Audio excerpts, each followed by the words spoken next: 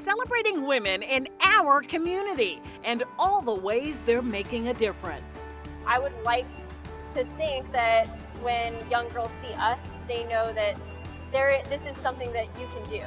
Preserving their stories, their legacies. In reality, it's really just paying homage to all the people that came before me. With an eye to the future.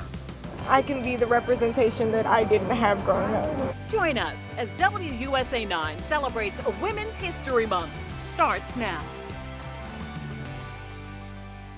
Thanks for joining me. I'm Allison Seymour. Women's History Month is a chance to celebrate all that women add to our lives and our community. Over the next 20 minutes, we will recognize women raising the bar in the D.C. region, pushing past what we thought was possible. And I want to start with a shout out to a few women who inspire me. First, Dr. Monifa McKnight. She made history this year as the first woman and second African American to lead Montgomery County Public Schools as their superintendent. Next up, the first woman to lead the D.C. National Guard, Major General Sherry McCandless. She took over after the Capitol riot and once served as a fighter pilot in Virginia. Then, of course, former Secretary of State Madeleine Albright, the first woman to ever hold that position. We lost her this past Wednesday. What inspired me most? Albright was a big believer of women sticking together. The most famous thing I ever said was that there's a special place in hell for women who don't help each other. An iconic line and an essential lesson. So, who inspires you? I want to know. Tweet us. Use the hashtag #PhenomenalWomen.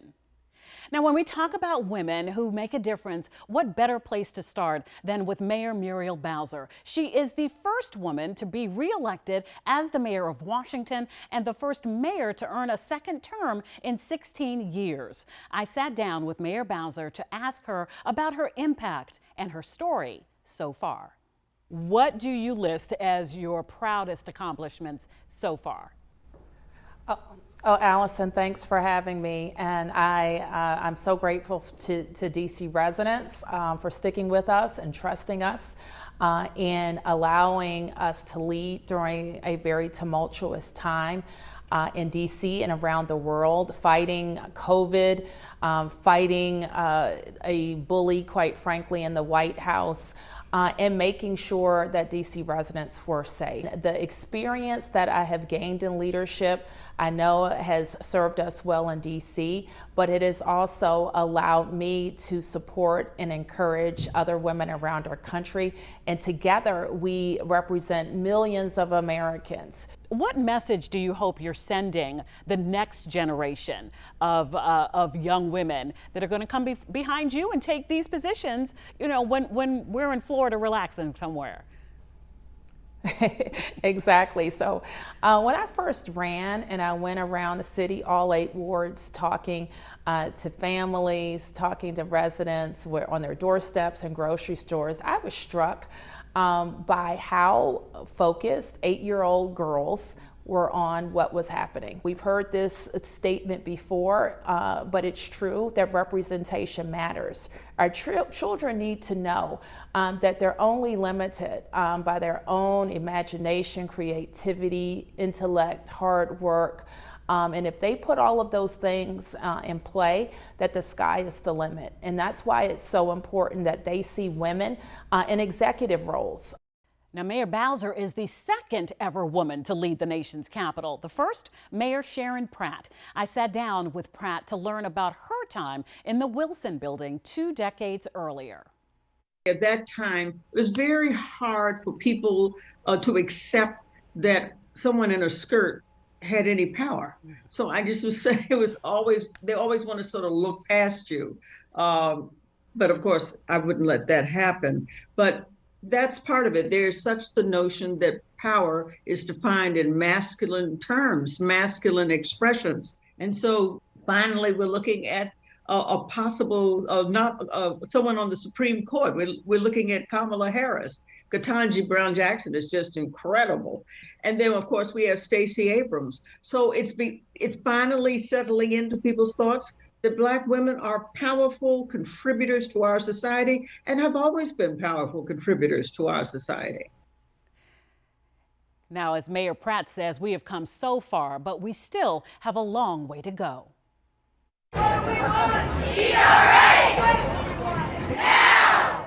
Demands for Virginia to ratify the Equal Rights Amendment to enshrine gender equality always and forevermore in the U.S. Constitution. It's a done deal in Richmond thanks to women such as Katie Hornung, a Virginia mom who led a campaign called VA Ratify ERA.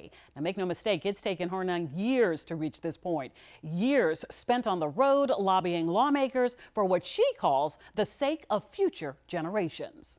I think as a mom in particular, it was amazing to achieve this goal because ratification is a one-way street and it cannot be undone. I feel like I did this for not even my own children and maybe not even their children, but my children's children's children. This is much larger than just a women's equality initiative these days. This is about all of us. Now, Hornung is taking her fight to the national level, determined to win there as well. Because while Virginia became the 38th state to ratify the amendment, the number needed to add it to our Constitution, the deadline was in 1982. So the future of the ERA is being duked out in the courts.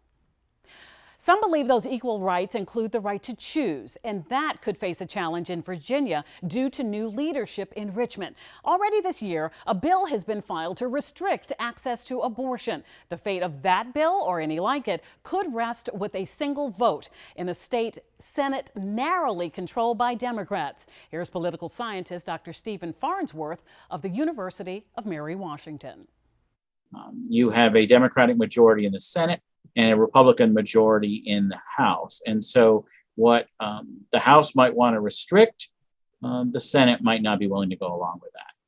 Also important, those Democrats decide which bills make it to the Senate floor in Richmond. But all this could be moot if the Supreme Court decides in the next few months just how much control states have over abortion rights. Dr. Farnsworth says that could set a new standard across the country. Okay, let's talk about women entrepreneurs because they are killing the game. Kathleen Lee owns Salon Meraki in Alexandria, and she's been doing nails for 25 years. But just when she thought she knew everything about running her business, the pandemic hit. She says her neighbors' support was what helped her stay open. And Lee says it's important to give that support right back.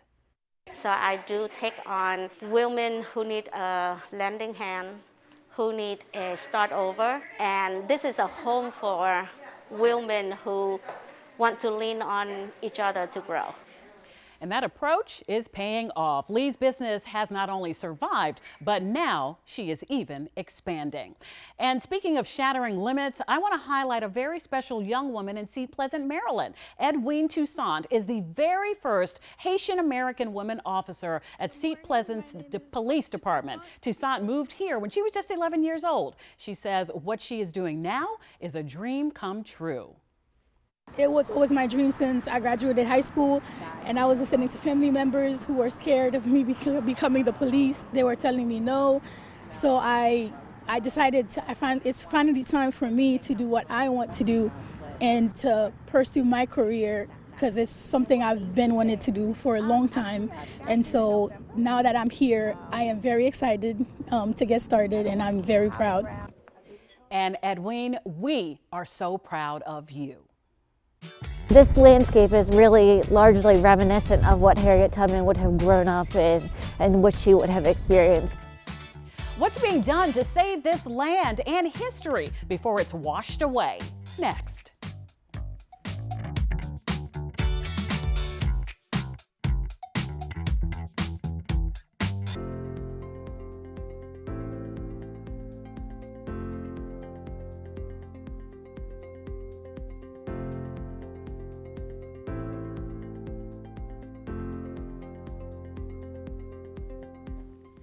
Women's History Month is a celebration of the women who came before us and a call to preserve their legacy. It's a call that echoes along the eastern shore of Maryland, where Harriet Tubman was born and raised. Rising sea levels are rapidly changing the landscape of Dorchester County and washing away parts of history. Meteorologist Caitlin McGrath explains what's being done to preserve it. This is where Harriet Tubman grew up. And this very road is part of the byway that guided her and dozens of slaves to freedom. But now history is being threatened by climate change. This landscape is really largely reminiscent of what Harriet Tubman would have grown up in and what she would have experienced. She was strong. She could do anything the men could do.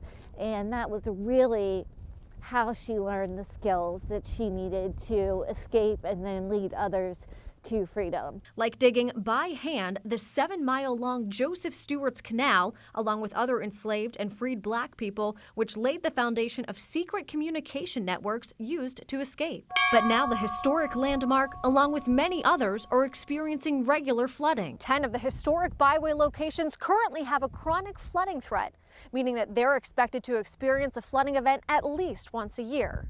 And each of these locations holds its own unique place in history. Like Scott's Chapel, where Tubman's family was believed to have worshipped, and Malone's Church, the first African-American church established locally after the Civil War. Both only sit a few feet above sea level.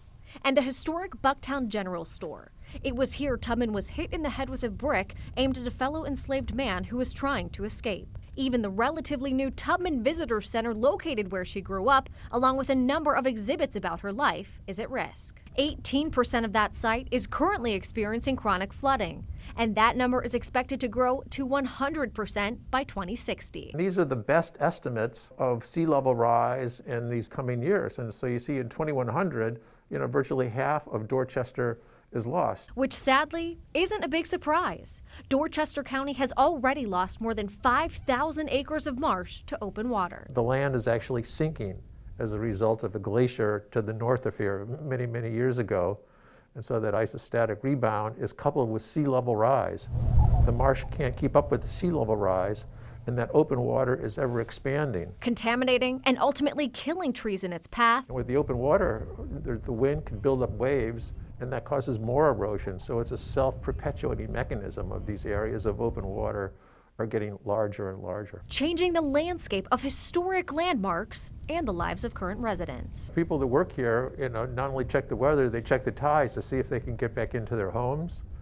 Many homeowners have raised their home with a higher foundation or on stilts. Building higher seawalls and elevating roadways will also help. While the damage done can't be reversed, by reducing greenhouse gas emissions, we can help slow sea level rise. It's certainly hard to watch. Marsha Pratings-Long from the Chesapeake Marshlands Wildlife Refuge Complex has seen firsthand the importance of preserving history on the eastern shore. Their recent acquisition of a piece of land referred to as Peter's Neck led to the discovery of Harriet Tubman's father's homestead. If we had not acquired the land and had not been able to partner with the state to find this, we might have lost it altogether. There's a lot out there that has already probably been erased. So it's a great example of how protecting natural resources can also protect cultural resources and where we've all come from. I'm meteorologist Caitlin McGrath, WUSA9.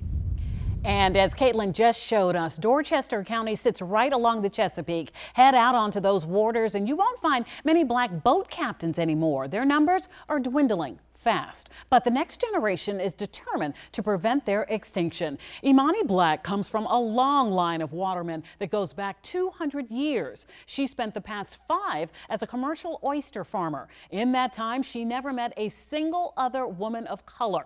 So she founded a nonprofit called MIA, Minorities in Aquaculture. Her goal, to draw women of color back to the Bay. It's not just about internships and mentorships, but it's about career development skills. It's really giving people the tools to create a viable and sustainable career on their own terms. In reality, it's really just paying homage to all the people that came before me, all the people that I still know, like great captains that are still out here doing great things on the Chesapeake Bay. Preserving history. Imani shows us we do that not only by protecting land and artifacts, but also by continuing tradition or even reviving it. Still ahead, how scientists are using a 3D printer and the National Mall to show the next generation what's possible. We're back in 2 minutes.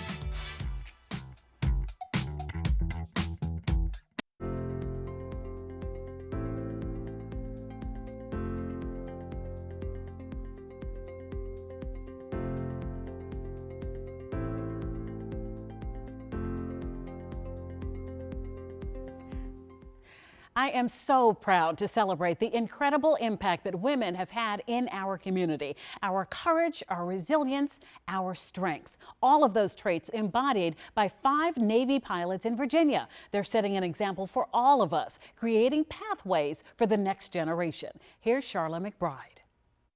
With each step on the flight line at Naval Air Station Oceana, it's humbling to think not everyone gets to do this. Lieutenant Michelle Espinal walks a path few like her have traveled. Growing up, there was nothing I ever thought that I couldn't do because I was a female. It's not how the world was when I was born. But she doesn't walk alone. It's a workout every time. Espinal is one of 5 female pilots in the same squadron, unique for the Navy. But for these women, that sounded like the most exciting, best thing I could possibly do. The cockpit of a fighter jet never seemed out of reach. And I was just in awe at how cool it was. I decided this is the coolest thing ever. The women of Strike Fighter Squadron 213, the Fighting Black Lions, Lieutenants Espinal, Amber Soma, Rebecca Ryan, Michaela Sakic, and Natalie Sava. It's pretty epic, the job that we're doing, so I think sometimes we get really wrapped up in the tactics and all that sort of stuff, but it's cool to take a step back and be like, wow, this is pretty rare. Rare, even after almost 50 years.